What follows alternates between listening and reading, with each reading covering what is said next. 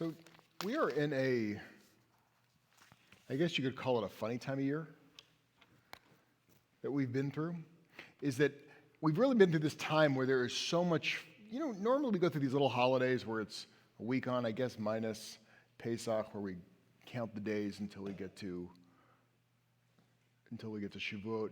But this has been 40 intense days of looking at relationships, of having difficult conversations, of coming on Rosh Hashanah and saying, you didn't do all your work, you got more work to do. Going to the beach at Tashli, counting out the work you still need to do in the ocean, really plugging into it in those final 10 days.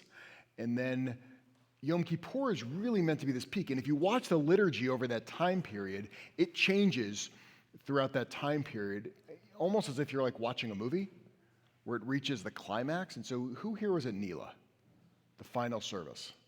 So in Nila, there is, thank God Rabbi Jonathan was there. Wouldn't have been good if he wasn't there. At the peak of Nila, at the very, very end, is the Hasidic Kaddish. And so, when Cantor Luck says, this is my favorite holiday, that is my favorite point in all of my holidays, is that Hasidic Kaddish. It is meant to be kind of this, taking all of the energy and the emotion that has been leading up to that point, and it's meant to be almost like this explosion of everything you've gone through. So I know it's a little bit odd, but that's my brand.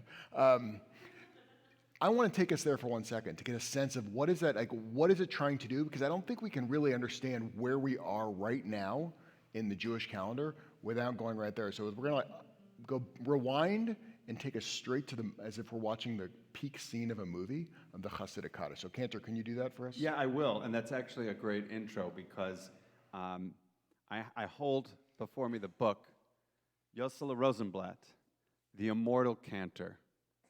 And Yossele Rosenblatt was considered to be the greatest cantor who ever lived. He was an early 19th century cantor.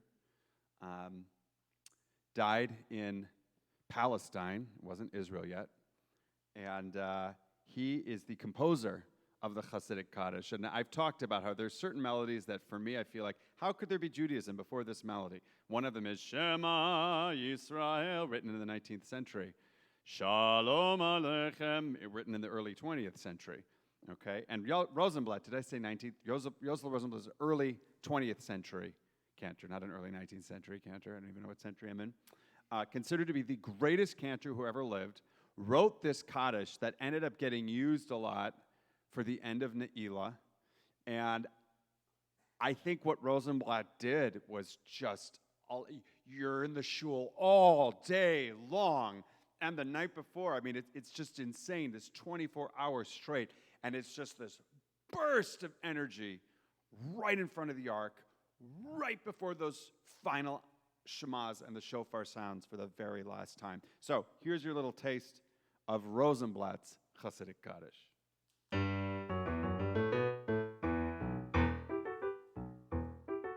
Yitgadal v'yitkadash meraba Be'alma divrach irutei v'yamlich malchutei B'chaychon u'v'yom echon U'chayet echol Beit Yisrael B'hagala u'v'zman kariv V'yimeru Amen. And it goes from there. And so you can feel the energy. And so then, Cantor, thank you. I get excited every year, and the best seat, like the courtside seats, is standing next to the cantor when they do that, and you could feel your body vibrating as they're vibrating. It's incredible. The rabbis are shaking their heads in the back. It's incredible. So after that, to be really honest with you, we're done on Wednesday night, and I was thinking, hey, we've said everything we need to say. And boom, 48 hours later, we're back in the synagogue. And it's Shabbat. And I'm thinking, another holiday. What were the rabbis thinking? They couldn't take one Shabbat off after this. Rabbi Beth has named a new holiday the day after Yom Kippur is Yom Kaput, which is when we're exhausted. But Shabbat comes, and so usually when you look at the Torah portion, sometimes it's whispering, but it's usually trying to tell you something. There's a reason why the rabbis have placed it there, and there's an interconnection here. And so that was the question. what does this week's Torah portion have to tell us about where we are in our lives based on what we just did? And if you look, it's kind of screaming at us, which I'd never noticed until this week. So we're in Deuteronomy 32:10 in Ha'azinu. And you see something quite revealing about our own personal, spiritual, and communal journey here, is that we are now reaching the very end of the Torah. I mean, we're really close to the end. And so Moses, what he's doing, he's beginning to look back on Jewish history, everything we have been through that has led to this point. So, this part is so important, they call it Moses' song. And so if I asked you, tell me about all of Jewish history up until this point. And my guess is if I did that in this room, I would probably split the room in half. The first group would go, listen, you got to go back to Abraham. Abraham started the thing. He had kids. It was pretty dysfunctional. You know, one kid would lie to the parent, to each other. They were jealous. They would hurt each other. Then lo and behold, as all family patterns occur, the pattern would occur again and again after each generation through all of Genesis, until you kind of get to this peak moment with Joseph that he comes along and the brothers are so jealous of him, they send him into slavery in Egypt. And because of the jealousy of the brothers, he ends up in Egypt. And because he ends up in Egypt, the entire Jewish people end up in Egypt. So it's family dysfunction, which led to our worst point. Now, that would be my first half of the room again. Well, that's where you have to start Jewish history. Moses doesn't start there. My other half of the room, I'm guessing, would say, listen, you want to understand our people? You got to start in Egypt. It was hell. We were slaves there for hundreds of years. And when we were there, we got to the point they were murdering our children. It was horrible. It completely affects how we see the world, how we see strangers, what our role is, no matter where we are in society or where we are socioeconomically. We always say we were slaves in Egypt. And if you want to understand this, that's where you have to start. And it's from there that Moses finally takes us out to this new life.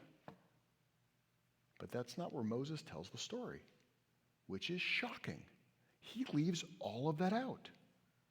So it's very striking that if you want to see where he does begin, if you go to 32:10 here, I'm going to just read you straight out of the Torah. According to Moses, here's how we should know our history.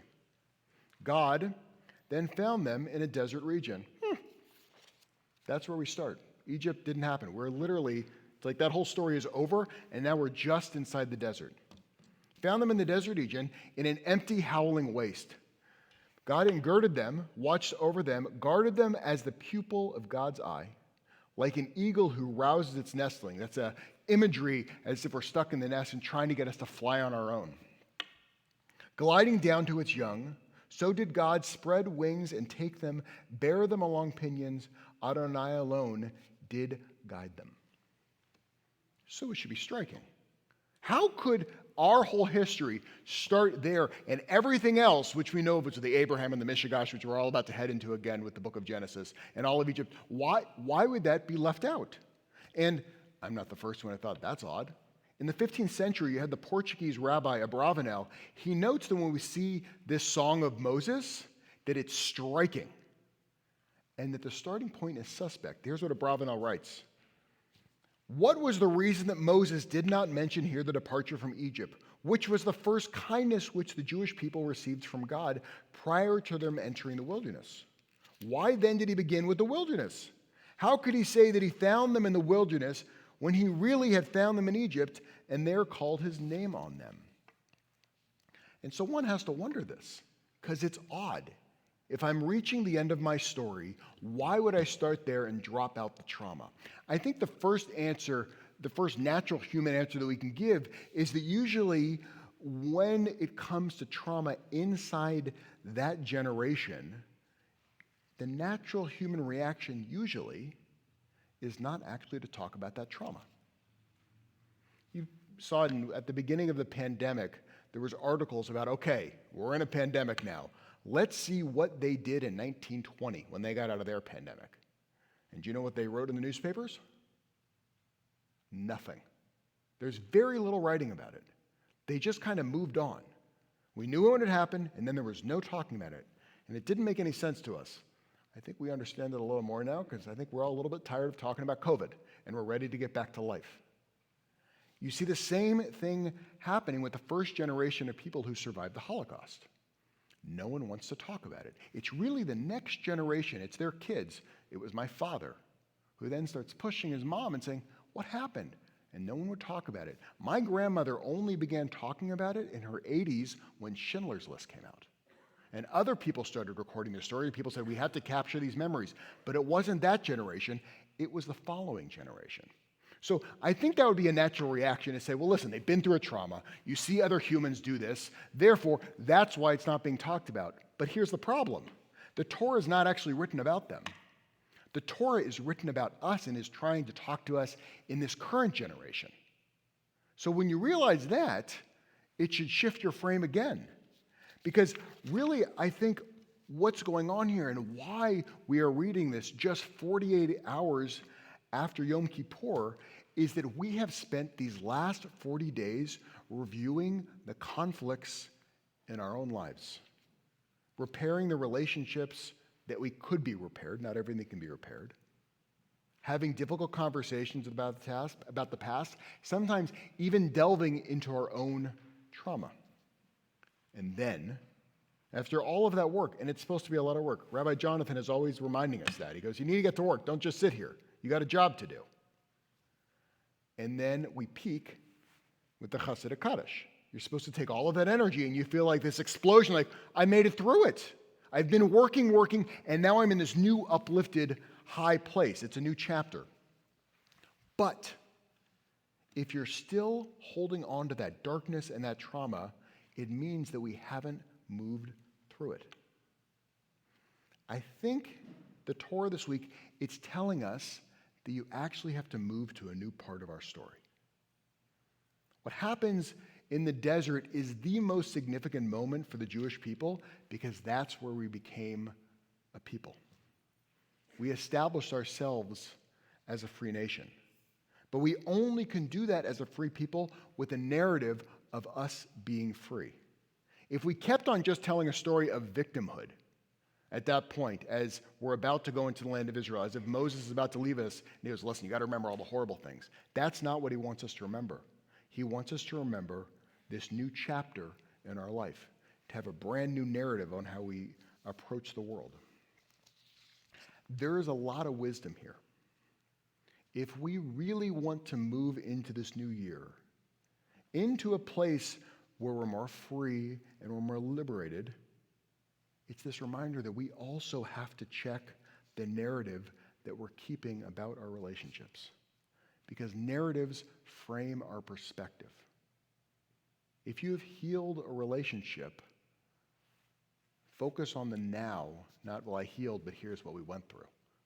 Because if we keep carrying that, there's a reason why we're creating these two chapters right here. If we're truly heading into this new year, be deeply conscious of where and how you're telling your own story from the past. It's not coincidence the rabbis put this right here this week when we have spent an entire 40 days looking backwards, dealing with it in the present. But Ha'azinu is now about us charting a path forward into our new future. Can you hear out some?